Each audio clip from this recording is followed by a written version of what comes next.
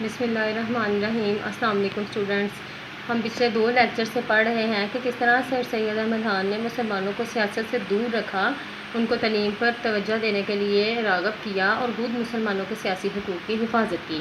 اسی کو ہم آگے لے کر چلیں گے۔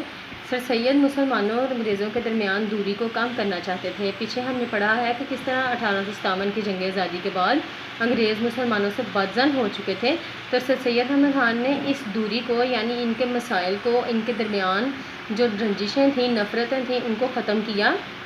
انہوں نے مفاہمت کہتے ہیں سمجھوتا کرنا، اور سمجھوتے کا اگلا آسان مطلب ہے ایک دوسرے کی بات ماننا، تعاون، مدد کی پالیسی طریقہ کار اختیار کی۔ یعنی کیا کیا سر سید احمد خان نے؟ انگریزوں اور مسلمانوں کو ایک دوسرے کی بات ماننے پر، ایک دوسرے کی بات سننے پر اور تعاون، مدد کرنے پر راغب کیا، پالیسی اختیار کی، طریقہ اختیار کیا۔ رسالہ اسباب بغاوت ہند لکھ کر مسلمانوں کی زبردست وکالت کی۔ وکالت کہتے ہیں اسٹوڈنٹس کسی انسان کی خوبیاں دوسرے کو بتا کر یا اچھائیاں دوسرے کو بتا کر اس کو دوسرے بندے کے حق میں کرنا۔ یعنی اگر کسی نے کوئی غلطی نہیں کی اور اس کے اوپر کوئی الزام لگ رہا ہے تو اس کی اس غلطی نہ ہونے کو ثابت کرنا، مختلف طریقوں سے یہ بات واضح کرنا کہ جس انسان پر الزام لگایا جا رہا ہے اس نے اصل میں یہ غلطی نہیں کی۔ تو رسالہ اسباب بغاوت ہند میں ہم نے پیچھے بھی پڑھا ہے کہ کس طرح مسلمانوں کے اوپر جو 1857 کی جنگ آزادی کا الزام تھا، سر سید احمد خان نے کس طرح اس کو غلط ثابت کیا اور انگریزوں کے دل میں یہ خدشہ نکالا کہ مسلمان ان کے دشمن ہیں۔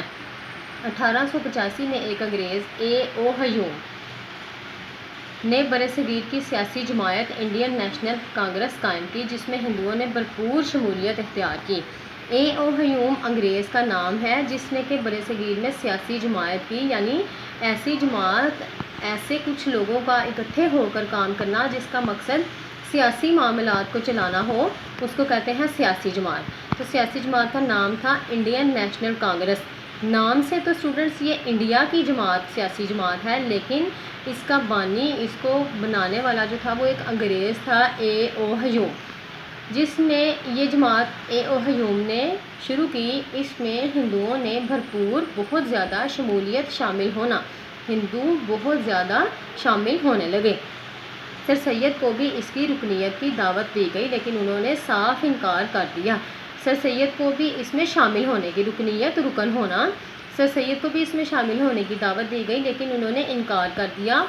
آپ حالات کے مطابق مسلمانوں کو سرگرم سیاست سے دور رکھنا چاہتے تھے۔ اسٹوڈنٹس ہم نے پیچھے بھی بہت بار پڑھا ہے کہ مسلمانوں کو سر سید احمد خان نے یہ مشورہ دیا کہ وہ سیاست سے دور رہ کر صرف اپنی تعلیم پر توجہ دیں، کیونکہ مسلمان اگر واپس سیاست میں آتے تو اس سے انگریزوں کے ساتھ تصادم کا، جھگڑے کا خطرہ تھا، اور ابھی مسلمان اس حالت میں نہیں تھے کہ وہ انگریزوں کے ساتھ دوبارہ کوئی جھگڑا مول لے سکیں، کیونکہ انگریز حکومت میں تھے اور مسلمانوں سے ہی انہوں نے وہ حکومت چھینی تھی۔ اس لیے سر سید احمد خان کیا چاہتے تھے کہ مسلمان فی الحال سیاست سے اور سیاسی سرگرمیوں سے، سیاسی کاموں سے دور رہیں، صرف تعلیم پر توجہ دیں، تاکہ انگریزوں کے ساتھ بھی کسی قسم کا کوئی جھگڑا یا کوئی مخالفت دوبارہ پیدا نہ ہو۔ اس لیے آپ نے مسلمانوں کو کانگریس سے دور رہنے کا مشورہ دیا۔ کانگریس جو کہ سیاسی جماعت A.O. ہیوم نے بنائی تھی، اس سے دور رہنے کا مشورہ دیا۔ جب کانگریس نے برصغیر میں برطانوی پارلیمانی طرز کا نظام متعارف کرانے پر زور دیا تو آپ نے اس کی مخالفت کی۔ اسٹوڈنٹس اب تو دنیا کے تمام تر جو حکومتی نظام ہیں، زیادہ تر حکومتی نظام میں جمہوری نظام حکومت ہے۔ جمہوری نظام حکومت کا مطلب ہوتا ہے کہ لوگوں کے منتخب کردہ نمائندے قانون ساز اسمبلی میں جا کر لوگوں کے مسائل بتاتے ہیں اور ان مسائل کے اوپر نئے قوانین بنواتے ہیں۔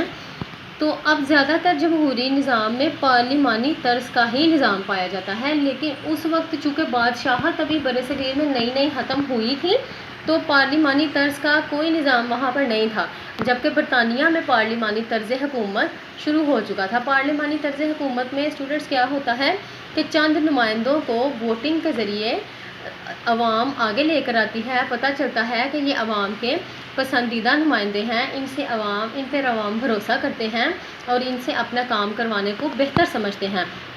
ان لوگوں کو اکٹھا کر کر ایک گروپ بنا دیا جاتا ہے، ایک اسمبلی بنا دی جاتی ہے جو کہ اپنی عوام کے مسائل آگے لے کر جاتے ہیں اور ان کو حل کرواتے ہیں۔ تو انگریزوں نے انڈیا میں بھی اسی قسم کا ایک نظام متعارف کرانے پر زور دیا، لیکن اب اس میں ایک اور بات ہے کہ آبادی کے لحاظ سے آپ کو وہاں پر نشستیں دی جاتی ہیں، جیسا کہ اب پاکستان میں ہے، جس صوبے کی جتنی زیادہ آبادی ہے اس صوبے کو جو ہے قومی اسمبلی اس میں اتنی ہی زیادہ سیٹیں دی جاتی ہیں۔ جیسے کہ صوبہ پنجاب میں آبادی سب سے زیادہ ہے تو صوبہ پنجاب کی سیٹیں بھی قومی اسمبلی میں سب سے زیادہ ہیں۔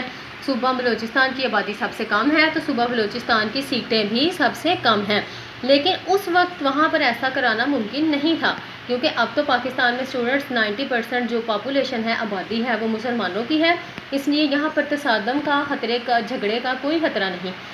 لیکن جب برصغیر متحد تھا تو ہندوؤں کی آبادی مسلمانوں سے بہت زیادہ تھی، تو ایسا ممکن نہیں تھا کہ اگر آبادی کی بنا پر، آبادی کی جو ہے کلاسیفیکیشن پر مسلمانوں اور ہندوؤں کو سیٹیں دی جاتی تو یقیناً ہندوؤں کے پاس سیٹیں زیادہ جاتیں اور مسلمانوں کے پاس سیٹیں کم آتیں۔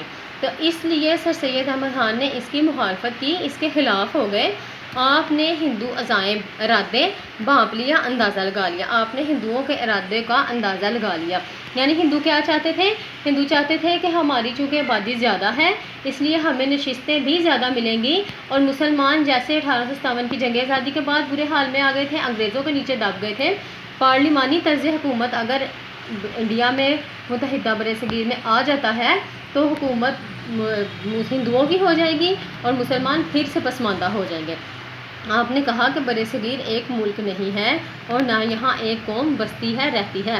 سر سید احمد خان نے کیا کہا کہ برصغیر ایک ملک نہیں ہے، کیونکہ برصغیر ایک سے زیادہ اقوام کا رہنے کا مرکز ہے، اور ملک اس جگہ کو کہا جاتا ہے جہاں پر زیادہ تر آبادی ایک ہی قوم کی ہوتی ہے۔ آپ نے گورنمنٹ کو یہ بات ثابت کی کہ برصغیر ایک ملک نہیں ہے، نہ ہی یہاں پر ایک قوم رہتی ہے۔ برطانوی پارلیمانی طرز، برطانیہ کا جو طرز حکومت ہے، جو طریقہ کار برطانیہ کی حکومت کا ہے، وہ اگر برصغیر میں رائج کر دیا گیا، یعنی چلا دیا گیا، رواج دے دیا گیا، تو اکثریت زیادہ عوام کی اجارہ داری، زبردستی کسی چیز پر قبضہ کر لینا، آمریت ظلم کا نظام ہے۔ ایک اسٹوڈنٹ، حکومت جب آپ ظلم کے ذریعے کرتے ہیں، زبردستی لوگوں سے اپنی بات منواتے ہیں، تو اس کو کہا جاتا ہے آمریت، جو مسلمانوں کو غلام بنا دے گی۔ سر سید احمد خان نے کیا دلیل دی کہ اگر برطانوی طرز حکومت کا نظام برصغیر میں رائج کیا گیا تو یہاں زیادہ آبادی کی زبردستی اور ظلم کی حکومت قائم ہو جائے گی، جس سے کہ مسلمان ایک دفعہ پھر غلام بن جائیں گے۔ اس پورے ٹاپک کے اسٹوڈنٹس آپ نے MCQs اچھے طریقے سے لرن کرنے ہیں۔ چیپٹر پورا ہونے کے بعد آپ کو ورک شیٹس مل جائیں گی۔ آج کے لیے اتنا ہی، اللہ حافظ۔